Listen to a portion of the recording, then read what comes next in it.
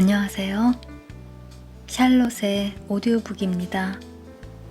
버지니아 울프의 세월. 지금부터 5부 시작합니다. 5부에서는 그동안 11년이라는 세월이 흘러 1891년이 되었습니다.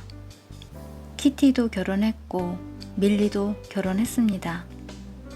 그리고 큰딸 엘리너는 혼자 된 아버지 파기터 대령을 모시며 살고 있습니다. 어느 날 그녀는 인도로 떠난 남동생 마틴으로부터 편지를 받게 됩니다. 지금부터 5부 함께 감상해 보세요.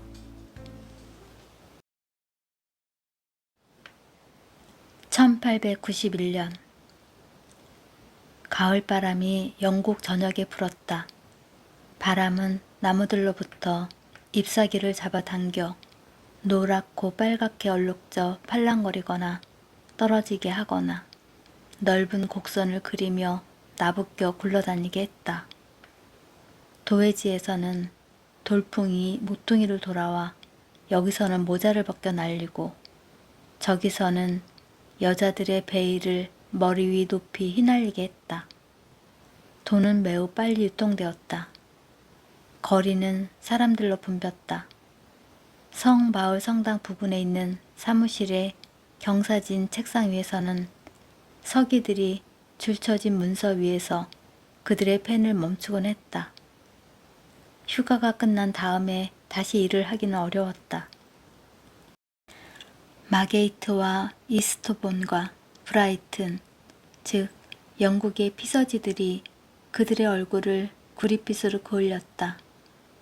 참새와 찌르레기들은 성 마틴 성당의 차양 주위에서 불협화음으로 지저귀며 지팡이나 둥글게만 문서를 들고 의회 광장에 서 있는 말끔한 동상들의 머리를 하얗게 만들었다. 그러나 북쪽 잉글랜드의 날씨는 쌀쌀했다. 테라스에서 남편과 그의 스페니엘 종 개 곁에 앉아있던 키티는 어깨에 망토를 당겨 걸쳤다.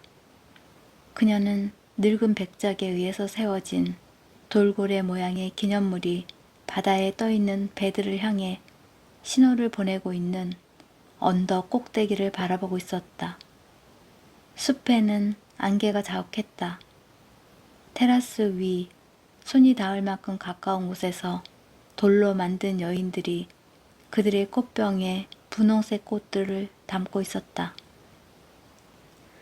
강까지 이어져 있는 긴 화단에 타오르는 달리아 꽃들을 가로질러 엷고 푸른 연기가 피어올랐다. 잡초를 태우나 봐요. 그녀가 큰 소리로 말했다. 그때 창문을 두드리는 소리가 나고 연분홍 웃옷을 입은 그녀의 어린 아들이 뛰어나와 그의 얼룩말을 잡았다. 둥그스름하고 붉은 언덕들과 가파른 골짜기들이 바다 공기를 간직하고 있는 데본셔에서는 나뭇잎들이 아직도 나무에 빽빽하게 매달려 있었다. 너무 울창해. 휴 깁스가 아침 식사를 하면서 말했다. 사냥을 하기에는 너무 울창해. 그가 말했고 그의 아내인 밀리는 그가 회합에 가도록 그를 남겨두고 떠났다. 그녀는 팔에 바구니를 끼고 아낙네 하나가 아이를 데리고 분주히 지나가고 있는 잘 손질된 울퉁불퉁한 산책로로 걸어 내려갔다. 가수원 담 위에는 노란 배들이 잎사귀들을 들어올리며 매달려 있었다. 그것들은 참으로 탐스럽게 부풀어 올라 있었다. 그러나 장수 말벌들이 그것들에 덤벼들었다. 껍질이 찢어졌다. 그 가일 위에 손을 얹은 채 그녀는 걸음을 멈췄다. 펍, 펍 하는 소리가 먼 숲에서 들려왔다. 누군가가 사냥을 하고 있는 중이었다. 연기가 대학 도시의 첨탑과 돔들 위로 막을 이루며 피어올랐다. 연기는 괴물상의 입을 가득 채우기도 하고 덜어는 노랗게 칠해진 벽돌 위에 머무르기도 했다. 민감한 기질을 타고난 에드워드는 그토록 복합적인 인상을 암시하는 어떤 시인도 충분히 압축해서 표현하지 못한 냄새와 소리와 빛깔에 주목했다. 하지만 그리스어나 라틴어에는 그 대조를 요약할 수 있는 어떤 표현이 있을 테지. 내선 부인이 그를 지나칠 때 모자를 들어 올리며 그는 생각했다. 법원의 포석 위에는 마른 나뭇잎들이 앙상하게 떨어져 있었다. 자신의 사무실로 가는 길인 모리스는 어린 시절을 회상하면서 그것들 위로 발을 끌며 걸었다. 낙엽들은 하수로를 따라 뿔뿔이 흩어졌다. 켄싱튼 가든에 떨어진 나뭇잎들은 아직 짓밟히지 않았다. 아이들이 뛰어가면서 그것들을 한 주먹 집어서는 입안 가득히 깨물어 보기도 하며 안개 낀 거리를 굴렁쇠를 굴리며 달려 내려갔다. 시골의 언덕들을 넘어 달려오면서 바람은 다시 초원을 여의게 하는 거대한 그림자의 바퀴들을 만들었다. 그러나 런던에서는 거리들이 구름의 폭을 좁혔으며 강변의 이스트 엔드에는 안개가 두껍게 끼어 사람들로 하여금 소리를 지르게 만들었다. 고철 파세요, 고철. 외치는 소리가 멀리서 들려왔다. 교외의 풍금들은 침묵을 지키고 있었다. 한 해가 시작되는 10월이었다. 엘리너는 손에 펜을 들고 책상 앞에 앉아 있었다. 정말 신기해. 마틴의 해마 등에 있는 잉크가 부식된 뻣뻣한 털 조각을 펜 끝으로 건드리며 그녀는 생각했다. 그것은 최근 몇 년 동안 계속되어 왔을 것이다. 그 단단한 물건은 그들 모두보다 오래 살아남을 것이다.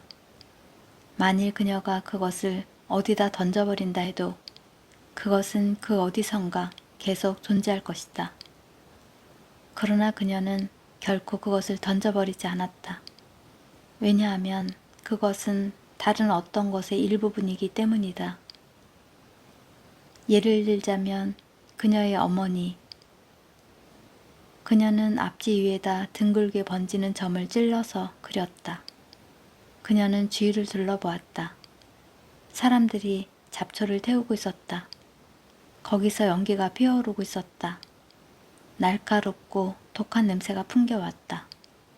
그리고 나뭇잎들이 떨어지고 있었다. 거리에서 손풍금이 연주되고 있었다. 그녀가 음악에 맞춰 흥얼거렸다. 그 곡이 어떻게 계속되지?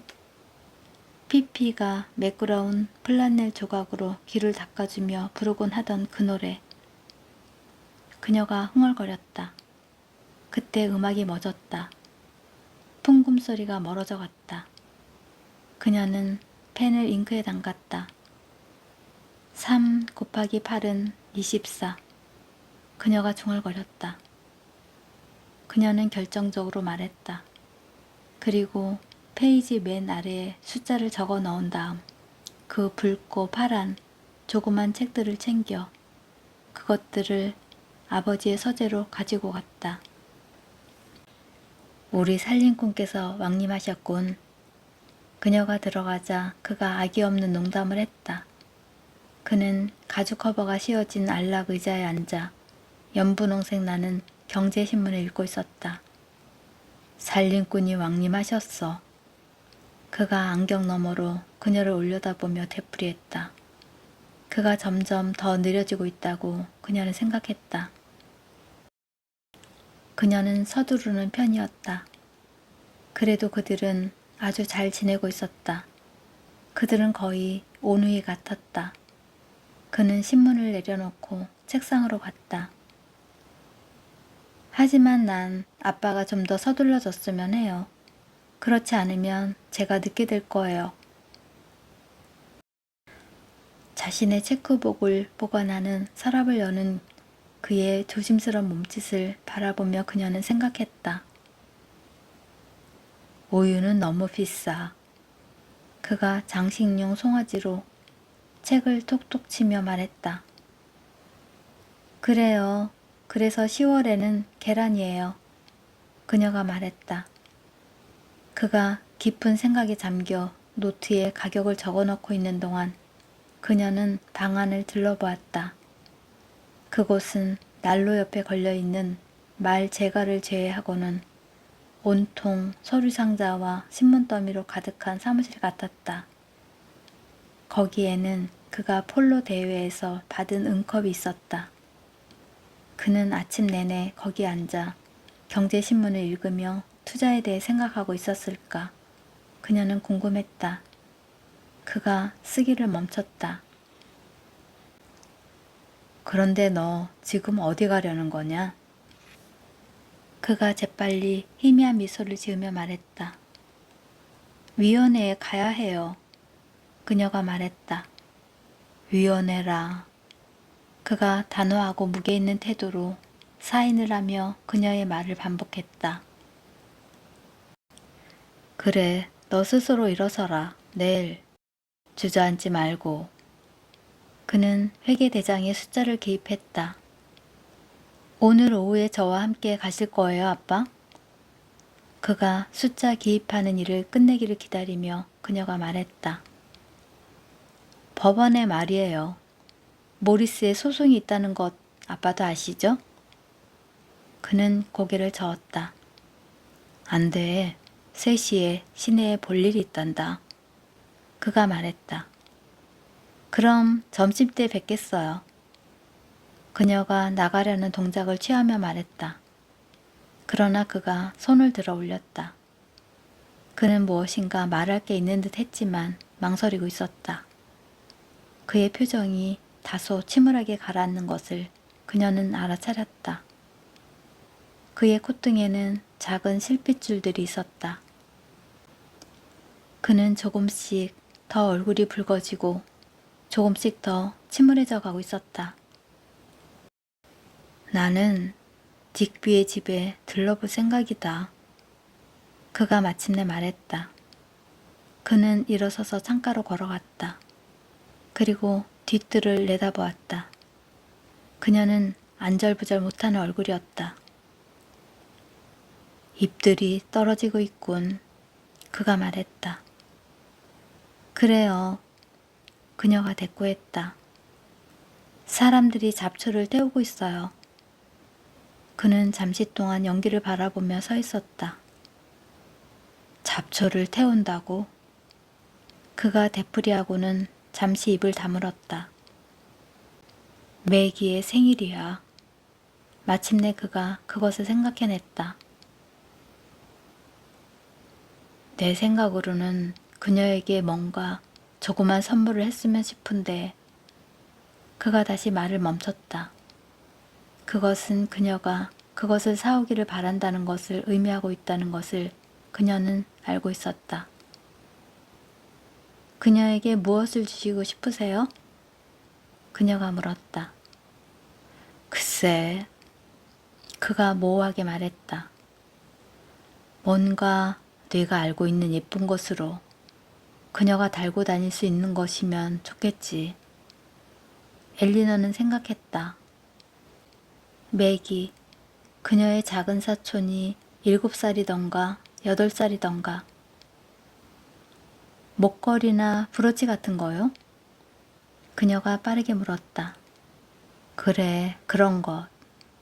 그녀의 아버지가 다시 의자에 앉으며 말했다. 예쁜 물건으로 그녀가 달고 다닐 수 있는 것, 알겠지?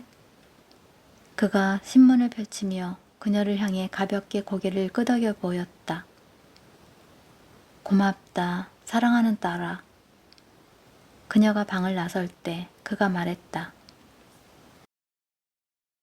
현관 탁자 위에 방문 카드가 담긴 명함 바지 쟁반과 대령이 그의 모자를 닦는 자줏빛 플러스천 사이의 모퉁이에 커다란 글자로 영국이라고 씌어진 얇은 외국 봉투가 놓여 있었다. 서둘러 층계를 뛰어내려가던 엘리너는 지나가면서 그것을 그녀의 가방 속에 집어넣었다. 그리고 그녀는 독특한 옆걸음으로 테라스를 달려내려갔다.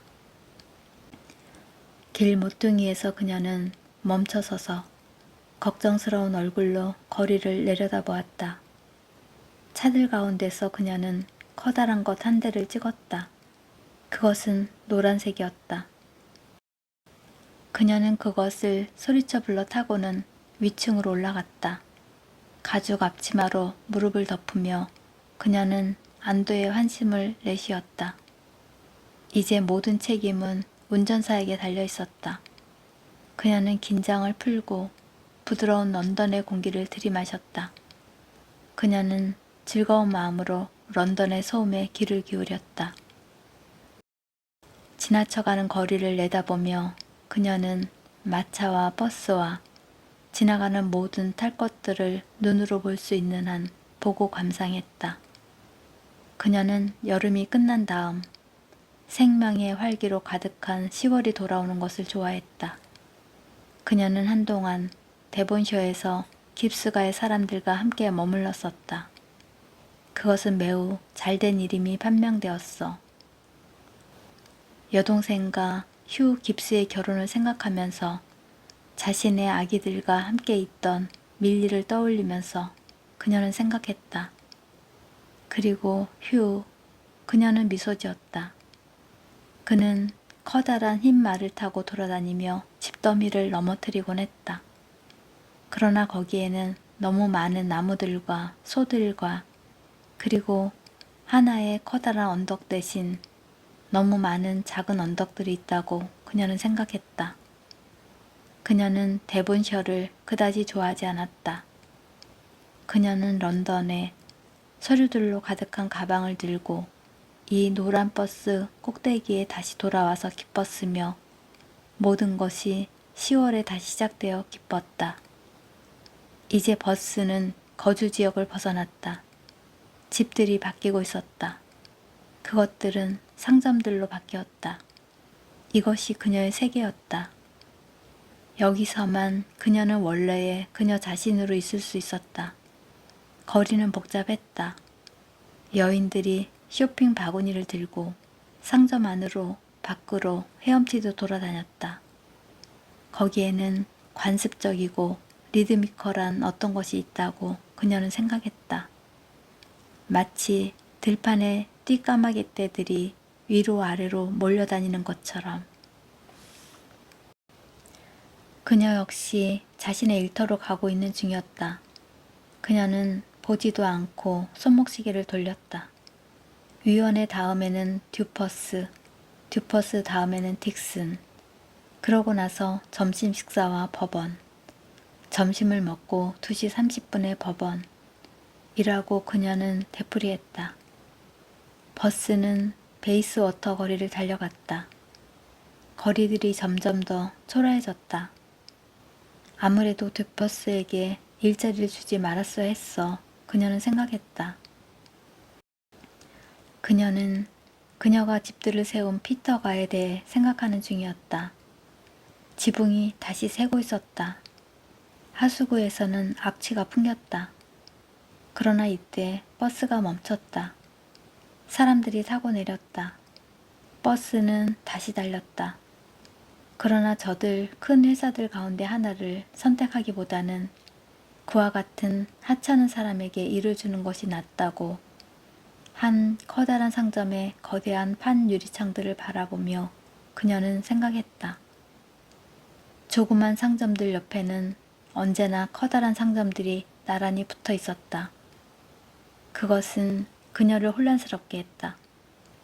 어떻게 저 조그만 상점들이 생활을 꾸려갈 수 있을 만큼 운영될 수 있을까? 그녀는 의아했다. 그러나 만일 듀퍼스가 그녀는 다시 생각하기 시작했다. 그때 버스가 멈춰 섰다. 그녀는 주위를 둘러보고 일어섰다. 만일 듀퍼스가 나를 등칠 수 있다고 생각한다면 그는 그것이 자신의 실수라는 걸 알게 될 거야. 그녀가 층계를 내려가면서 말했다.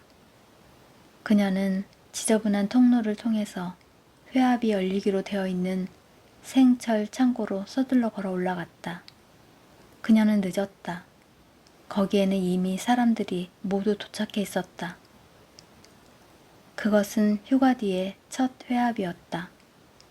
그들은 모두 그녀에게 미소를 지어 보였다.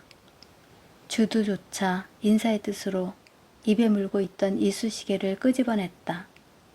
그것이 그녀를 우쭐하게 했다.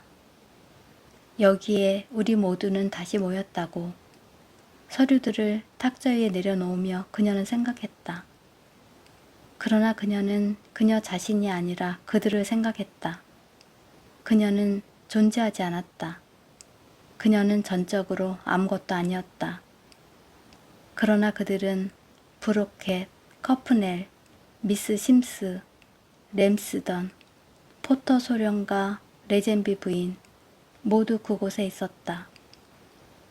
조직을 선전하는 소령, 겸손한 미스 심스, 자신의 사촌인 존 경에게 편지를 쓰자고 제안하고 있는 레젠비 부인, 그리고 그 문제로 그녀를 타박하곤 하는 은퇴한 상점 점원인 주드. 그녀는 자리에 앉으며 미소를 지었다. 미리암 페리시가 편지들을 읽고 있었다. 그런데 어째서 그렇게 당신 자신을 굶주리게 하느냐고 그녀가 읽는 것을 들으면서 엘리너가 물었다. 그녀는 전보다 더욱 여유어 있었다. 편지들이 읽혀지고 있는 동안 엘리너는 방 안을 둘러보았다. 거기에는 늘 춤이 있었다. 빨갛고 노란 종이 꽃줄이 천장을 가로질러 매달려 있었다. 노란 장미의 고리로 모서리가 장식된 웨일즈의 공주 칼라 사진도 걸려 있었다. 바다 색깔의 리본이 그녀의 가슴을 가로질렀고 그녀의 무릎 위에는 살찐 개가 앉아 있었으며 진주가 그녀의 어깨 너머로 걸쳐져 있었다.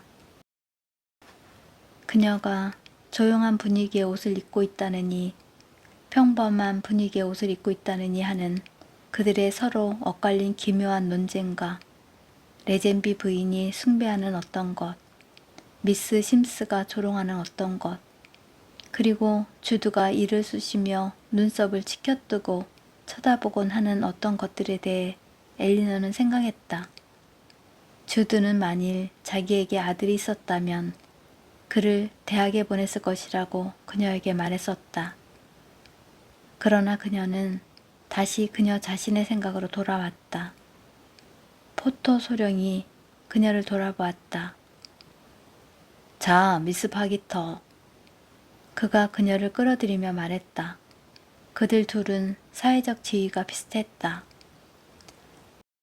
당신은 우리들에게 당신 자신의 의견을 제시하지 않았습니다.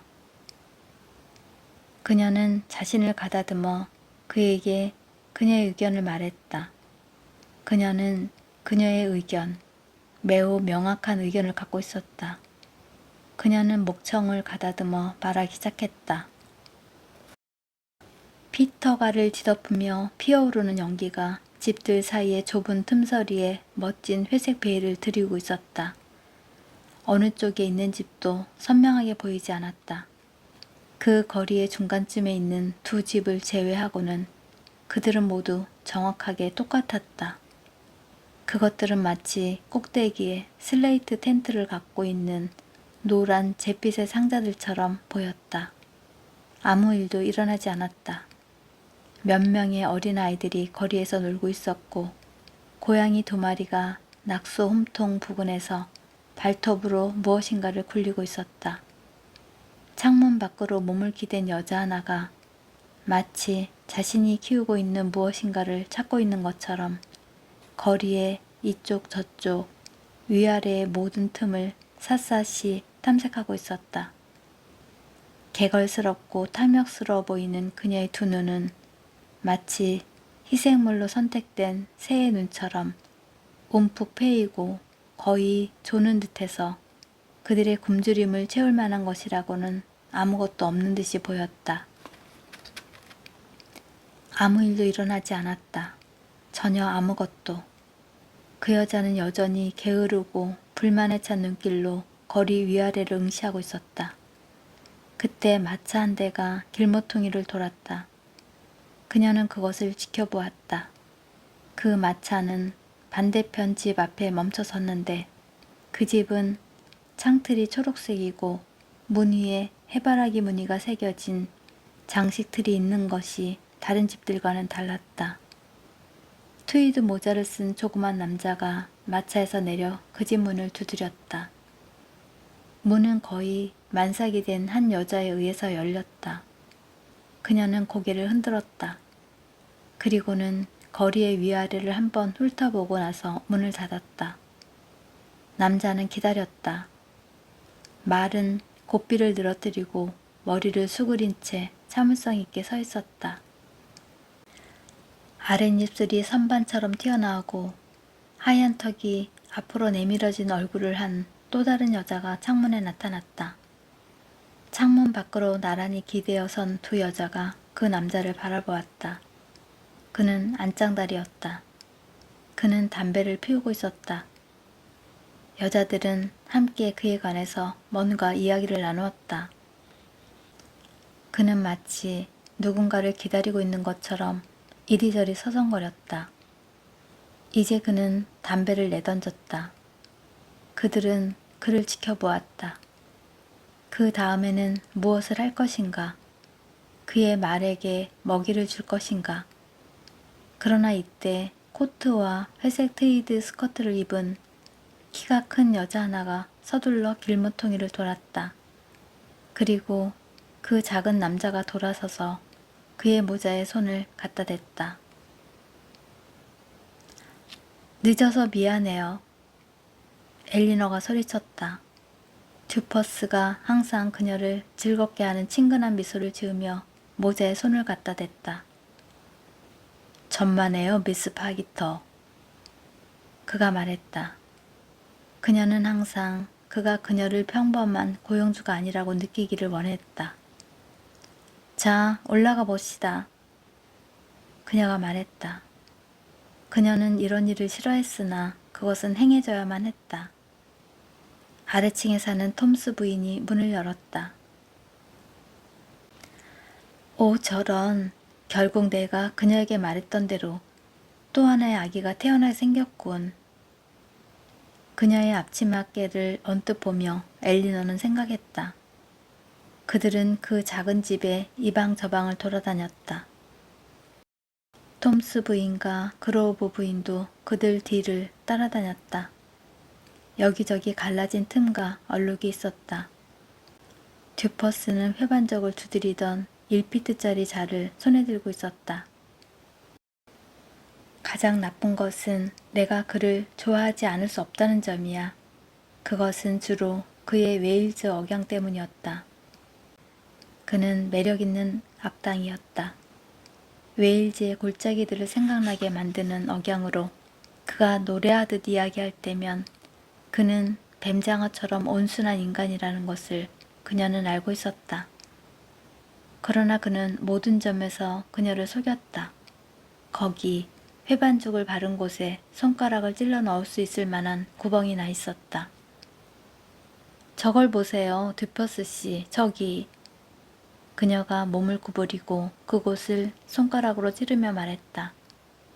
그는 연필을 빨고 있었다.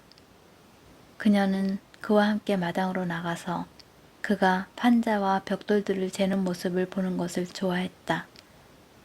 그리고 그녀는 사물에 대한 그의 기술적 표현들과 약간 거친 말들을 좋아했다. 이제 위층을 둘러봐야겠어요. 그녀가 말했다. 그녀에게는 그가 받침 접시 밖으로 자신을 날게 하기 위해 애쓰는 파리처럼 보였다. 그것은 듀퍼스와 같은 보잘것없는 고용인들에게는 매우 절박한 일이었다. 그들은 그들 자신을 상승시켜 한창 때의 주드가 될 수 있을 것이고 그리하여 그들의 아들들을 대학에 보낼 수 있을 것이며 반대로 전락할 수도 있을 것이다. 어쨌든 그에게는 아내와 5 아이들이 있었다. 그녀는 상점 뒤편에 있는 방에서 방바닥에 있는 목화 잡는 물레를 갖고 노는 그들을 본 적이 있었다. 그녀는 항상 그들이 그녀에게 들어오라고 말해주기를 희망했었다. 그러나 여기 맨 위층에는 늙은 포터 부인이 몸져 누워 있었다. 그녀는 노크를 했다. 들어가도 될까요? 그녀는 크고 쾌활한 목소리로 외쳤다. 대답이 없었다. 그 늙은 여자는 귀가 들리지 않았다. 그들은 그냥 들어갔다. 포터 부인은 여느 때처럼 아무것도 하지 않고 침대 모퉁이에 기대어 있었다. 이 방 천장을 좀 살펴보게 하려고 제가 듀퍼스 씨를 데리고 왔어요. 엘리너가 소리쳤다. 그 늙은 여자는 그녀를 올려다보면서 커다랗고 지저분한 원숭이처럼 손을 획 잡아당겼다. 거칠고 의심스러워하는 눈길로 그녀가 그들을 바라보았다. 저 천장이에요, 듀퍼스 씨. 엘리너가 말했다. 그녀는 천장의 누런 얼룩을 가리켰다. 그 집은 불과 5년 전에 지어졌다. 그러나 지금도 여기저기 수리할 곳 투성이었다. 듀퍼스는 창문을 열고 몸을 밖으로 기댔다. 그들이 자기를 해치려 한다고 의심하는 듯 포터 부인이 엘리너의 손을 꽉 잡았다. 우리는 부인의 천장을 살펴보기 위해서 왔어요. 엘리너가 큰 소리로 반복했다. 그러나 그 말은 아무런 의미도 전달하지 못했다. 그 늙은 여자는 흐느끼는 듯한 탄식을 터뜨렸다. 그것은 곧 반 탄식조에 반은 저주의 멜로디로 변했다. 신이 그녀를 데려가기를, 매일 밤 신에게 자기를 데려가 달라고 탄원하고 있다고 그녀가 말했다. 그녀의 자식들은 모두 죽었다. 아침에 잠에서 깰 때면 그녀가 말하기 시작했다. 자자, 포터 부인. 엘리너가 그녀를 달래보려고 했었다. 그러나 그녀의 2 손은 단단히 움켜잡혀 있었다. 난 늘 하느님께 나를 데려가 달라고 기도한다오. 포터 부인이 말을 이었다. 낙수 홈통에 나뭇잎들이 걸려 있군요. 듀퍼스가 불쑥 고개를 쳐들며 말했다. 그리고 그 고통. 포터 부인이 팔을 쭉 뻗었다. 그것들은 나무의 뿌리옥처럼 마디지고 홈이 패어 있었다. 자 부인. 엘리너가 말했다. 하지만 저기가 새잖아요. 저건 단지 나뭇잎들 때문만은 아니에요. 그녀가 이번에는 듀퍼스를 향해 말했다. 듀퍼스는 다시 머리를 밖으로 내밀었다. 우리가 부인을 좀 더 편안하게 해드릴 거예요. 엘리너가 그 늙은 여자에게 소리쳤다. 이제 그녀는 아첨을 떨며 아양을 부리고 있었다. 그녀는 엘리너의 손을 자신의 입술에 대고 눌렀다. 듀퍼스가 다시 방 안으로 고개를 돌렸다. 어디가 잘못됐는지 찾아냈나요? 엘리너가 날카롭게 말했다. 그는 자신의 수첩에다 뭔가를 기입하고 있는 중이었다. 그녀는 이제 돌아가고 싶었다. 포터 부인이 어깨를 만져봐 달라고 말하고 있었다. 엘리너는 그녀의 어깨를 만졌다. 그녀의 손은 아직도 붙잡힌 채였다. 탁자 위에는 약이 놓여 있었다. 미리암 페리시가 매주 이곳을 방문했다. 우리가 왜 이런 일을 하고 있지? 포터 부인이 말을 계속하는 동안 엘리너는 자문했다. 우리는 어째서 그녀에게 계속 살 것을 강요하고 있는가? 탁자 위의 약을 바라보며 그녀는 다시 질문했다. 그녀는 더 이상 견딜 수 없었다. 그녀는 손을 떼어냈다. 안녕히 계세요, 포터 부인. 그녀가 소리쳤다. 그녀는 그다지 진지하다고는 말할 수 없었다. 그녀는 다만 친절했다. 천장은 곧 고쳐드리겠어요. 그녀가 다시 소리쳤다. 그녀는 문을 닫았다. 그로브 부인이 싱크대를 보여주기 위해서 그녀보다 앞서 걸어갔다. 한 뭉치의 노란 머리가 그녀의 더러운 귀 뒤에 매달려 늘어져 있었다. 만일 내가 평생토록 날마다 이런 일을 해야 한다면 나는 아마 미리암 같은 뼈다귀 가방이 되고 말 거야. 그들을 따라 부엌으로 내려가면서 엘리너는 생각했다. 그리고 그것이 무슨 소용이 있나. 싱크대의 하수구에서 나는 냄새를 맡아보기 위해 몸을 구부리며 그녀는 생각했다. 자, 듀퍼스. 검사가 끝나고 코에 아직 하수구의 악취가 남아있는 동안 그녀가 그를 마주보며 말했다. 저걸 어떻게 해야 좋을지 무슨 의견이 있나요? 그녀는 너무도 화가 났다. 그것은 대부분이 그의 잘못이었다. 그는 그녀를 속여왔다. 그러나 그와 마주보고 서서 영양실조 상태인 그의 작은 몸짓과 칼라 위에 깨어붙인 나비 넥타이를 바라보는 동안 그녀는 마음이 불편해졌다. 그는 몸을 이리저리 비틀며 서성거렸다. 그녀는 자신이 참을성을 잃게 될까봐 두려웠다. 만일 당신이 이것들을 제대로 처리할 수 없다면 그녀는 간략하게 말했다. 그녀는 대령의 딸다운 억양으로 말했다. 그것은 그녀가 싫어하는 중상층 계급 사람들의 억양이었다. 그녀는 그의 표정이 시무룩하게 변하는 것을 보았다. 그러나 그녀는 싫은 소리를 계속했다. 당신은 그것을 부끄럽게 생각해야 해요. 그녀가 말했다. 그가 충격을 받았다는 것을 그녀는 알 수 있었다. 좋은 아침이에요. 그녀가 짧게 말했다. 그녀를 유리하게 하는 그 애교 있는 미소가 다시 떠오르지 않는 것을 그녀는 관찰했다. 그러나 너는 그들을 괴롭혀야 해. 그렇지 않으면 그들이 너를 업신여길 거야. 톰스 부인이 그녀가 나가도록 문을 열고 있는 동안 그녀는 생각했다. 그리고 다시 한번 그녀는 톰스 부인의 불룩한 앞치마를 바라보았다. 한 무리의 아이들이 듀퍼스의 말을 쳐다보며 둥그렇게 모여 서 있었다. 그러나 그들 가운데 누구도 감히 말의 코를 건드리려 하지 않음을 그녀는 알아차렸다. 그녀는 늦었다. 테라코타 장식판 위의 해바라기를 그녀는 일별했다. 그녀의 소녀적인 감상의 상징이 완강히 그녀를 즐겁게 했다. 그녀는 그것이 런던 중심부에 있는 꽃들과 들판들을 상징하도록 의도했었다.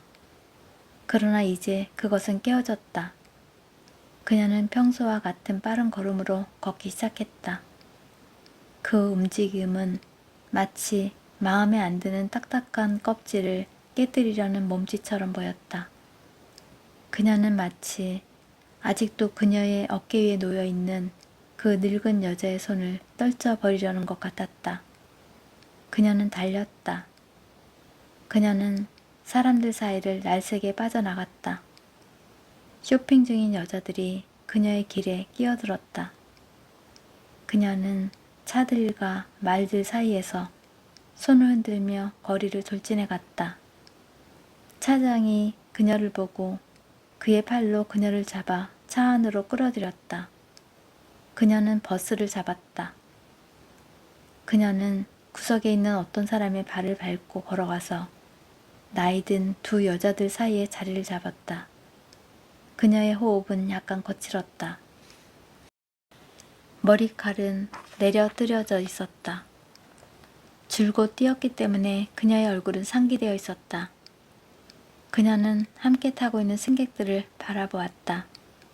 그들은 모두 그들의 마음을 정한 듯 안정되고 나이 들어 보였다. 어떤 이유 때문인가 그녀는 항상 버스 안에서 자신이 가장 젊은 것처럼 느꼈다. 그러나 오늘은 주두와의 싸움에서 이겼기 때문인지 갑자기 자신이 성숙한 것처럼 느껴졌다.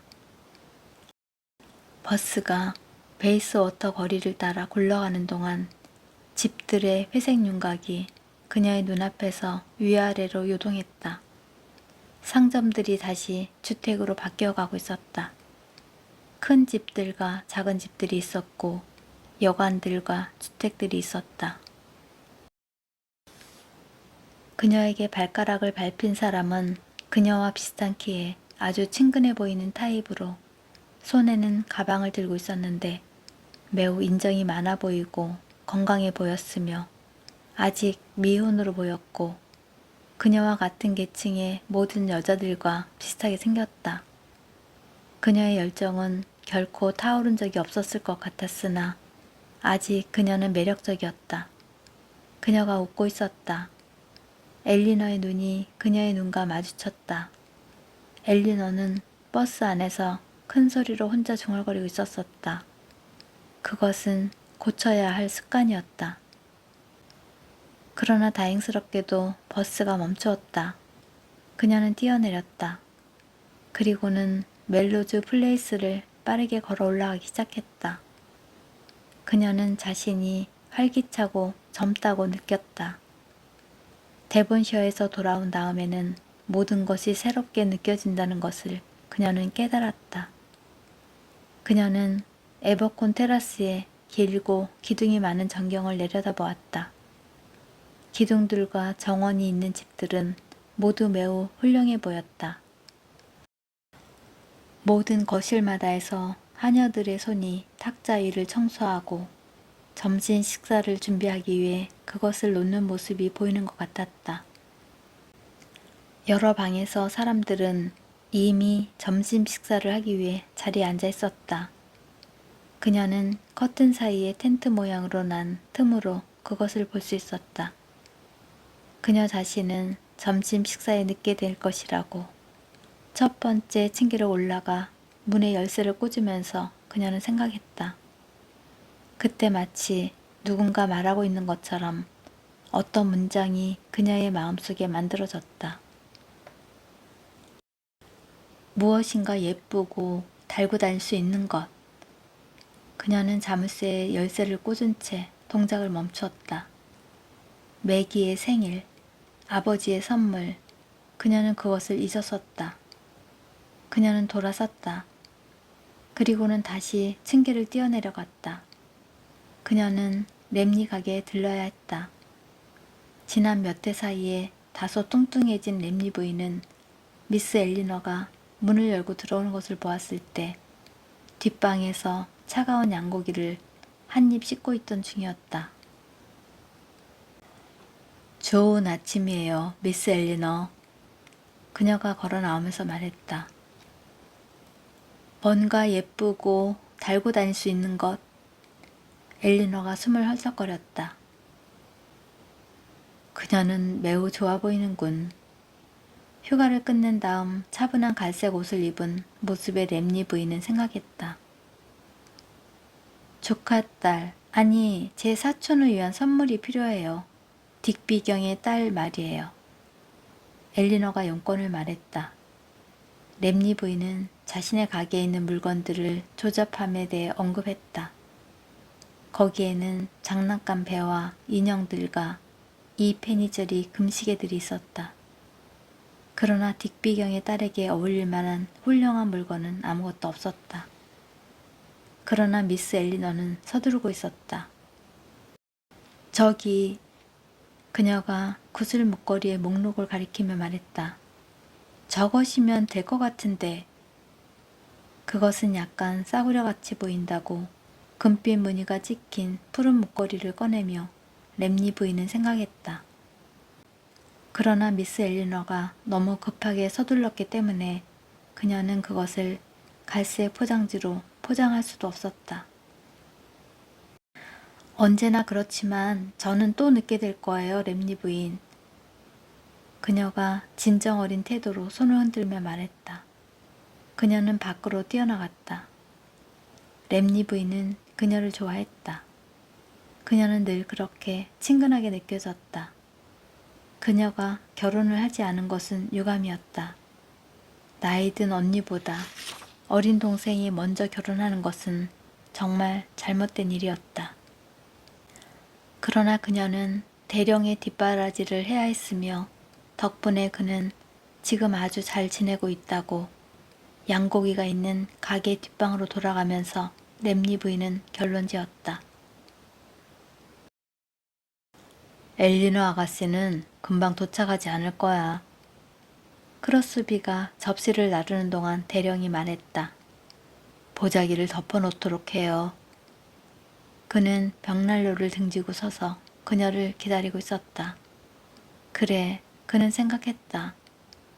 그녀가 금방 도착할 수 없는 이유가 뭔지는 모르지만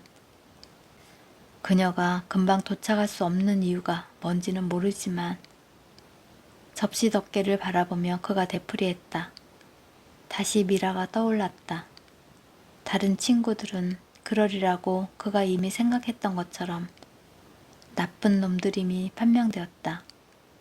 이제 미라를 위해 그가 제시할 수 있는 것은 무엇인가? 그가 할 수 있는 일이 무엇인가? 엘리너 앞에 모든 것을 털어놓고 싶다는 생각이 갑자기 떠올랐다. 결국 왜 안 된단 말인가? 그녀도 이제 더 이상 어린애가 아닌데 그는 생각했다. 그는 이와 같은 일, 즉 물건들을 서랍 속에 밀폐해 두는 것을 좋아하지 않았다. 그러나 그는 딸에게 털어놓는다는 생각에 어떤 부끄러움을 느꼈다.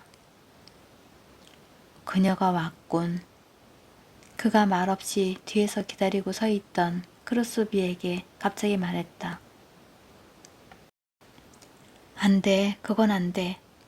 엘리너가 들어서는 것을 보며 그는 갑작스런 믿음으로 자신에게 말했다. 나는 할 수 없어. 그녀가 그를 쳐다보았을 때 어떤 이유 때문인가 그는 자신이 그녀에게 말할 수 없을 것이라는 사실을 깨달았다. 그녀는 얼마나 밝은 표정 아닌가. 걱정 근심이라곤 모르는 표정인가. 결국 그녀는 그녀 자신의 인생을 갖고 있다고 그는 생각했다. 갑작스런 질투심이 그를 엄습했다. 그녀는 생각해야 할 그녀 자신의 일들을 갖고 있다고 자리에 앉으면서 그는 생각했다. 그녀가 탁자를 가로질러 와서 그에게 목걸이를 내밀었다. 오, 그게 뭐냐? 그가 그것을 멍하니 바라보며 말했다. 매기의 선물이에요, 아빠. 그녀가 말했다. 제 딴에는 고른다고 골랐지만 다소 싸구려가 아닌가 걱정스러워요. 됐다. 그것은 아주 멋진 선물이 될 거다. 그가 그것을 텅 빈 마음으로 바라보며 말했다. 바로 그 애가 좋아할 만한 물건이구나. 그가 그것을 한쪽으로 치우며 덧붙였다. 그는 닭고기를 떼어내기 시작했다. 그녀는 매우 배가 고팠다. 그녀는 아직 조금 숨이 찼다. 음식을 먹는 동안 그녀는 약간의 현기증을 느꼈다. 너는 뭘 돌렸지? 무슨 축이라도? 빵에 소스를 바르면서 그녀는 생각했다. 그날 아침엔 장면이 너무 자주 바뀌었다. 그리고 모든 장면들은 서로 다른 조정을 요구했다. 이것은 옮기고 저것은 깊이 가라앉히고 그리고 이제 그녀는 아무것도 느끼고 있지 않았다. 단지 허기를, 닭고기를 먹는 사람의 공허한 허기를 느낄 뿐이었다. 그러나 그녀가 먹는 동안 그녀의 아버지의 기분이 그녀를 강요했다. 그녀는 그가 그녀의 맞은편에 앉아서 습관적으로 닭고기를 씹는 동안에 그의 고독을 좋아했다. 그는 무엇을 하며 지냈을까? 그녀는 궁금했다. 한 회사에서 투자분을 인출해서 다른 회사에 투자했을까? 그가 일어섰다. 위원회는 어땠니? 그가 물었다. 그녀는 주드와의 싸움에서의 그녀의 승리를 과장해서 말했다. 잘했다. 그들과 맞서거라. 내일 결코 주저앉지 마라. 그가 말했다. 그는 그 자신의 방식으로 그녀가 자랑스러웠다. 그리고 그녀는 그가 그녀를 자랑스럽게 여기는 것을 좋아했다. 그녀는 듀퍼스와 릭비 오두막에 대해서는 말하지 않았다. 그는 돈에 대해 바보스러운 사람에 대해서는 동정심을 갖지 않았고 그녀는 거기서 단돈 한 푼의 이익도 취한 바 없었다. 이익은 모두 수리하는 데 쓰였다. 그녀는 화제를 모리스와 법원에서의 그의 소송으로 돌렸다. 그녀는 다시 시계를 보았다. 올케인 셀리아가 정확히 2시 30분에 법원에서 만나자고 말했었다. 서둘러야겠어요. 그녀가 말했다. 오, 그러나 법률가 녀석들은 항상 일을 어떻게 질질 끌어야 하는지를 안단 말이야. 대령이 말했다. 판사는 누구냐? 샌더스 커리어. 엘리너가 말했다. 그렇다면 그것은 최후의 심판날까지 계속되겠구나. 대령이 말했다. 어느 법정이라더냐? 그가 물었다. 엘리너는 알지 못했다. 어이 크로스비. 대령이 불렀다. 그는 타임즈를 가져오라고 크로스비를 보냈다. 엘리너가 파이를 먹는 동안 그는 서툰 손놀림으로 커다란 신문을 펼쳐 넘기기 시작했다. 그녀가 커피를 잔에 따르고 있을 무렵에 그는 어느 법정에서 그 사건이 심리되고 있는지를 발견했다. 시내에 가실 거예요, 아빠? 그녀가 잔을 내려놓으며 말했다. 그래, 모임이 있어. 그가 말했다. 그는 무슨 용무로든 시내에 가기를 좋아했다. 커리가 그 사건을 담당하게 됐다는 건 이상한 일이에요. 그녀가 자리에서 일어서며 말했다. 그들은 얼마 전에 퀸스 게이트에 있는 그의 황량하고 커다란 저택에서 그와 식사를 했었다. 아버지는 그 파티를 기억하세요? 그녀가 말했다. 그 늙은 참나무요. 커리는 참나무 열매를 모았다. 내가 보기엔 모두 협작 같아. 그녀의 아버지가 말했다. 서두르지 마라. 그가 충고했다. 마차를 타도록 해라, 내일. 만일 네가 뭔가 변화를 원한다면. 잘린 손가락으로 은하를 만지작거리며 그가 말했다. 그를 바라보는 동안 엘리너는 그의 호주머니가 마치 2실링 6펜스짜리 은하를 영원히 파낼 수 있는 끝없는 광처럼 느껴졌던 어린 시절의 기억을 떠올렸다. 그럼 차 마실 때 뵙겠어요.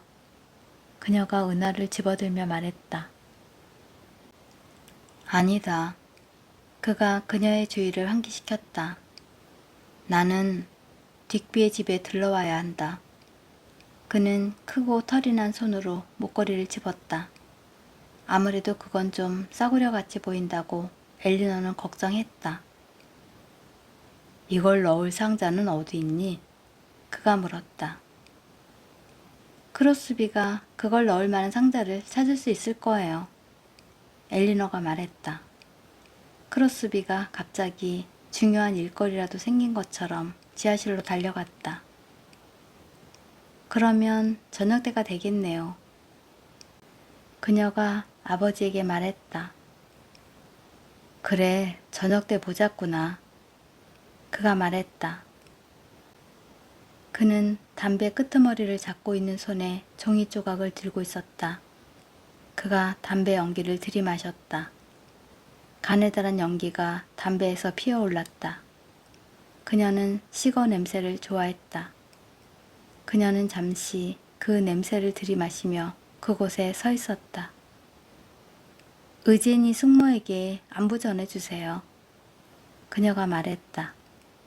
그는 담배를 피우면서 고개를 끄덕였다.